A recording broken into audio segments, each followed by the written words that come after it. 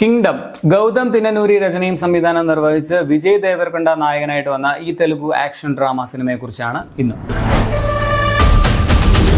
ചെറുപ്പത്തിൽ നഷ്ടപ്പെട്ടു പോയ ചേട്ടനെ തപ്പിപ്പോകുന്ന സൂര്യയുടെ കഥയാണ് കിങ്ഡം പറയുന്നത്. പടം എങ്ങനെയുണ്ടെന്ന് ചോദിക്കുകയാണെങ്കിൽ നന്നാവേണ്ടതായിരുന്നു, പക്ഷെ കുറച്ച് കഴിഞ്ഞപ്പോൾ റെട്രോ ഒന്നുകൂടെ കണ്ടതുപോലെയാണ് എനിക്ക് ഫീൽ ചെയ്തത്. സെയിം കഥ കുറച്ച് മെച്ചപ്പെടുത്തി, കാസ്റ്റ് ഒക്കെ മാറ്റി, കളർ ടോൺ മാറ്റി എന്ന് മാത്രം. Basic plot same but different. Positives പറഞ്ഞാല് ഫസ്റ്റ് ഹാഫിന്റെ തുടക്കം എനിക്ക് ഇഷ്ടപ്പെട്ടായിരുന്നു. ആദ്യം ഒരു രാജാപ്പാട്ട് കഥയുണ്ട്, അതല്ല ഞാൻ പറഞ്ഞത്. അതൊക്കെ കഴിഞ്ഞിട്ട് വിജയ് ദേവരകൊണ്ടയുടെ ബാക്ക് സ്റ്റോറി പോലെ കാണിക്കുന്നുണ്ട്. പുള്ളിയുടെ അമ്മ, ചേട്ടൻ, പോലീസ്, ആ ഒരു തെരച്ചിൽ, അതെനിക്ക് ഇഷ്ടപ്പെട്ടായിരുന്നു. ഒരു ചേട്ടൻ അനിയൻ ബന്ധം, ആ ഒരു ബോണ്ട് കാണിച്ചതും എനിക്ക് കണക്ട് ആയി. പിന്നെ ഒരു കൂട്ടക്കൊലയുടെ സീൻ ഈ പടത്തിൽ സെക്കൻഡ് ഹാഫിലുണ്ട്, അത് കിടുവായിരുന്നു. ടെക്നിക്കലിയും പടം നല്ല ക്വാളിറ്റി ഉള്ളതാണ്. പെർഫോമൻസിൽ ദേവരകൊണ്ടയുടെ പെർഫോമൻസ് ഒക്കെ വളരെ നീറ്റ് ആണ്.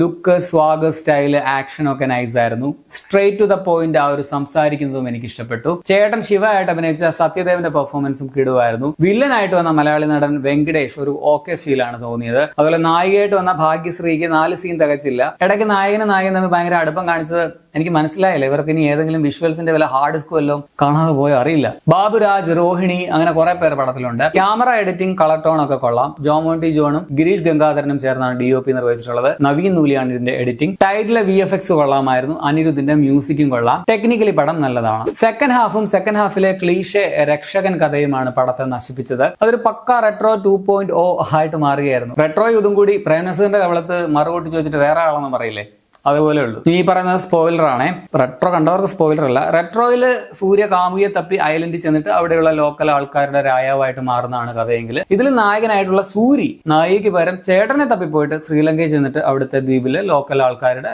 രാജാവായി മാറുന്നു. രണ്ടിലും ആ ഐലൻഡിൽ ഒരു സൈക്കോ വില്ലൻ വെച്ചുണ്ടാവും. പിന്നെ ചൂഷണം ചെയ്യപ്പെടുന്ന മണ്ണിന്റെ മക്കൾ, അവർക്കുണ്ടൊരു ദൈവം.